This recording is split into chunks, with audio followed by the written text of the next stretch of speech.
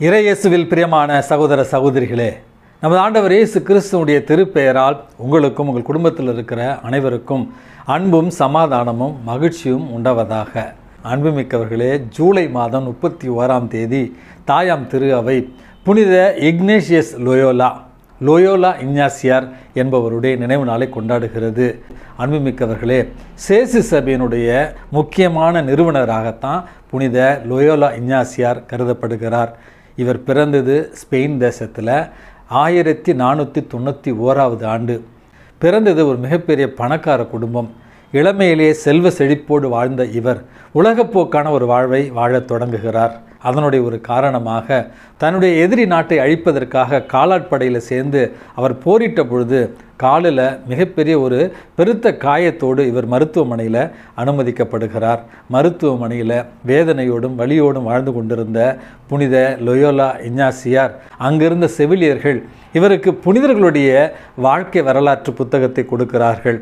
தொடக்கத்தில் வேண்டா வெறுப்போடு அந்த புத்தகங்களை வாசிக்க தொடங்கிய புனித லோயோலா இஞ்ஞாசியார் பிறகு கொஞ்சம் கொஞ்சமாக புனிதர்களுடைய வாழ்வை பார்த்து தானும் அப்படிப்பட்ட ஒரு வாழ்வை வாழ வேண்டும் என்கிற எண்ணத்தோடு மருத்துவமனையிலிருந்து அவர் சிகிச்சை பெற்று வெளியே வந்த பிறகு அன்னை மரியாளிடத்தில் மிகுந்த பக்தி கொண்டவராய் ஒரு தியானத்தை முன்னெடுத்து அந்த தியானத்தினுடைய நடுவில் அன்னை மரியாள் இவருக்கு காட்சியில் தோன்றி இவருக்கான ஆன்மீக திட்டத்தை வெளிப்படுத்தியதாகவும் அதற்கு பிறகு புனித லோயோலா இஞ்ஞாசியார் குருத்துவ படிப்பை தொடர்ந்து அந்த படிப்பினிடையே தன்னுடைய வாழ்க்கையினுடைய மிக முக்கியமான அங்கங்களாக இருந்த கற்பு, ஏழ்மை, கீழ்ப்படிதல் என்கிற சத்திய வாக்குகளோடு ஒரு புனிதமான வாழ்வை வாழத் தொடங்குகிறார். அப்பொழுது அவர் கல்லூரியில் படித்து கொண்டிருந்த பொழுது அவரோடு படித்து கொண்டிருந்த சக நண்பர்களோடு ஒன்று சேர்ந்து சொசைட்டி ஆஃப் ஜீசஸ், சேசு சபை அப்படின்று இயேசுவனுடைய நண்பர்கள் அப்படிங்கிற ஒரு அழகான ஒரு துறவர சபையை ஆரம்பித்து இன்றைக்கு கத்தோலிக்க திருச்சபையில் சேசு சபையினுடைய பங்களிப்பை யாராலும் மறுக்க முடியாது. நான் ஒரு சலேசிய குருவாக இருந்தாலும் என்னுடைய கல்லூரி படிப்பை சென்னையில் இருக்கிற லோயோலா கல்லூரியில் தான் 3 வருடங்கள் படித்தேன். அந்த 3 வருட படிப்பு மற்றும் சில சேசு சபை குருக்களோடு இருக்கிற நட்பு உண்மையாகவே சேசு சபையின் வாயிலாக இவர்கள் செய்திருக்கிற பங்களிப்பை திருச்சபையில் யாராலும் மறுக்க முடியாது. அன்புமிக்கவர்களே, சேசு சபை குருக்களுடைய பணி ஆன்மீகத்தில், கல்வியில், சமூக பணியில், அறிவியல் துறையில் அப்படி என்று பார்த்து உலகம் முழுவதும் இவர்களுடைய பணி பறந்து விரிந்து கிடக்கிறது. இன்றைக்கு இந்த அருமையான தினத்தில் உலகத்தில் இருக்கிற ஒவ்வொரு சேசு சபை குருக்காகவும் அவர்கள் திருச்சபைக்கு செய்த அனைத்து பணிகளுக்காகவும் அதே நேரத்தில் பல நூறு ஆண்டுகள் திருச்சபையாலே அவர்கள் துன்புறுத்தப்பட்டார்கள் என்றும் வரலாற்றில் நம்ம வாசிக்கிறோம். எல்லா துன்பங்களையும் எல்லா வேதனைகளையும் ஏற்று இன்றைக்கும் திருச்சபைக்கும் திருத்தந்தைக்கும் மிகப்பெரிய ஒரு பக்கபலமாக இருப்பவர்கள் தான் சேசு சபை குருக்கள். அன்புமிக்கவர்களே, நாம் ஒரு காரியத்தை மறந்துவிடக்கூடாது. இன்றைக்கு திருச்சபை வழிநடத்தி கொண்டிருக்கிற வாழும் புனிதர் பிரான்சிஸ்க் அவர்கள் சேசு சபை குரு என்பதையும் இன்றைக்கு நம்ம மறந்துவிடக்கூடாது. இந்த ஒரு அருமையான ஒரு தினத்தில் புனித லோயோலா இஞ்ஞாசியார் நம்முடைய வாழ்க்கைக்கு என்ன பாடத்தை கற்றுத்தருவார் அப்படின்னு நான் யோசித்து கொண்டிருந்த பொழுது, அன்புமிக்கவர்களே, பணக்கார பிரபுத்துவ குடும்பத்தில் இந்த புனித லோயோலா இஞ்ஞாசியார் பிறந்தாலும் அவர் மருத்துவமனையில் வாழ்ந்த பொழுது புனிதர்களுடைய வாழ்க்கையை பார்த்து தன்னுடைய வாழ்க்கையை முற்றிலுமாக அவர் மாற்றிக்கொண்டார் என்று அவருடைய வாழ்க்கையில் நம்ம பார்க்கிறோம். அன்புமிக்கவர்களே, பல நேரங்களில் நம்முடைய வாழ்க்கையில் ஏற்படுகிற துன்பங்கள், சின்ன சின்ன கஷ்டங்கள், வேதனைகள், ஒரு இழப்பு அல்லது ஒரு விபத்து நம்மை கடவுளிடமிருந்து பிரித்து விடுகிறது. கடவுளுடைய அன்பிலிருந்து நம்மை பிரித்து விடுகிறது. கடவுளுக்கு எதிராக முணுமுணுக்க நம்மை தூண்டுகிறது.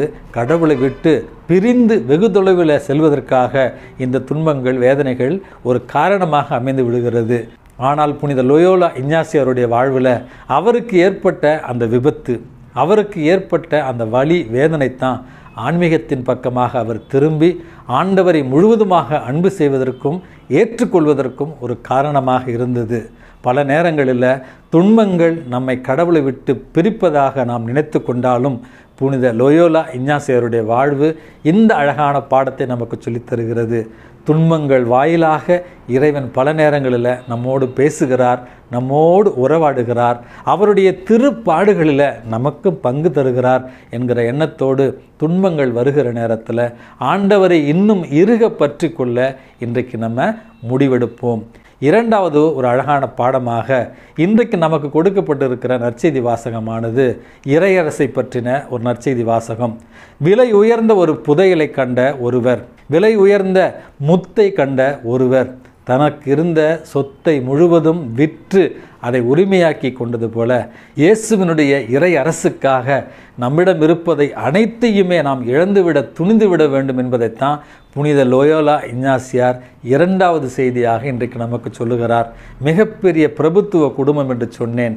அனைத்தையுமே இழந்துவிட்டு ஆண்டவர் திருமுன்னிலையில் அமைதியில் தியானத்தில் தன்னை ஈடுபடுத்தி தன்னுடைய வாழ்க்கையை சிந்தித்து பார்த்து கடைசியில் கற்பு, ஏழ்மை, கீழ்ப்படிதல் என்கிற சத்திய வாக்குகள் மூலமாக தன்னுடைய வாழ்வை இறைவனுக்கு முழுவதும் அர்ப்பணித்து இந்த உலகத்தை துறந்து இறை ஆட்சிக்காக, இறை அரசுக்காக தன்னுடைய வாழ்நாள் முழுவதையும் அர்ப்பணித்தவர் தான் புனித லோயோலா இஞ்ஞாசியார். ஆம் அன்புமிக்கவர்களே, இயேசுவை அறிந்தவர்கள், இயேசுவினுடைய படிப்பினையை புரிந்து கொண்டவர்கள், இயேசுவினுடைய சீடத்துவத்தை உணர்ந்து கொண்டவர்கள், இயேசுவே எனக்கு முன்னால், இந்த உலகமே எனக்கு பின்னால் என்கிற எண்ணத்தோடு அனைத்தையுமே இயேசுவுக்காக இழக்க துணிவார்கள் என்கிற இரண்டாவது செய்தியானது நம்முடைய வாழ்க்கையில் கூட எல்லா நேரங்களிலும் நம்முடைய முதன்மையான தேடல் நமது ஆண்டவர் இயேசு கிறிஸ்துவாகத்தான் இருக்க வேண்டும். நம்முடைய முதன்மையான ஈடுபாடு இறை அரசை இந்த மண்ணில் கட்டி எழுப்புவதில் தான் இருக்க வேண்டும் என்கிற உணர்வோடு புனித லோயோலா இஞ்ஞாசியாருடைய இந்த விழாவில் அவருடைய பரிந்துரை உங்களுக்கும் எனக்கும் நிரம்ப கிடைக்கும்படியாகவும் அவருடைய பரிந்துரையால் நாம் இயேசுவை இறுக பற்றி கொண்டு இறை ஆட்சியை அறிவித்திட மனதிடத்தை இறைவன் நமக்கு தர வேண்டுமாய் மன்றாடி செபிப்போம். எல்லாம் வல்ல இறைவன் தந்தை, மகன், தூய ஆவி உங்களையும் உங்கள் குடும்பத்தில் இருக்கிற அனைவரையும் நிறைவாக ஆசிர்வதித்து பாதுகாத்து வழி நடத்துவாராக. ஆமேன்.